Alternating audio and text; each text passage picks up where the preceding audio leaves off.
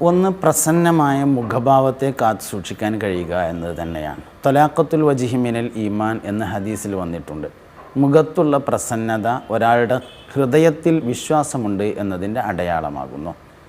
രണ്ടാമത്തെ ഒരു കാര്യം, നേരത്തെ ഒരു എപ്പിസോഡിൽ നമ്മൾ പറഞ്ഞിട്ടുണ്ട്, സലാം പറയുക എന്ന മര്യാദ പാലിക്കുക എന്നത് സദസ്സിൻ്റെ ഏറ്റവും പ്രധാനപ്പെട്ട ഒരു മര്യാദയാണ്. മൂന്നാമത്തെ ഒരു പെരുമാറ്റത്തിൻ്റെ കാര്യം എന്ന് പറയുന്നത്, ആളുകളുടെ ആകർഷണീയമായ പേരിനെ അഭിസംബോധന ചെയ്യാൻ വേണ്ടി കഴിയണം. അതായത് എനിക്ക് വിളിക്കാൻ ഇഷ്ടപ്പെടുന്ന പേരല്ല വിളിക്കേണ്ടത്, കേൾക്കുന്ന ആൾക്ക് കേൾക്കാൻ ഇഷ്ടപ്പെടുന്ന പേര് കൊണ്ടാണ് ഓരോ ആളുകളെയും അഭിസംബോധനം ചെയ്യേണ്ടത്. നാലാമത്തെ ഒരു കാര്യം, ഒരാളെയും ഒരു സദസ്സിലും വെച്ച് ഇൻസൾട്ട് ചെയ്യാൻ പാടില്ല എന്നതാണ്. മനുഷ്യൻ്റെ അഭിമാനത്തിന് വലിയ വിലയുണ്ട് എന്ന് മനസ്സിലാക്കണം. നബി സല്ലല്ലാഹു അലൈഹി വസല്ലം തങ്ങൾ ഹജ്ജത്തുൽ വദായിൽ നടത്തിയ പ്രസംഗത്തിൽ മനുഷ്യൻ്റെ അഭിമാനത്തിൻ്റെ വിലയെക്കുറിച്ച്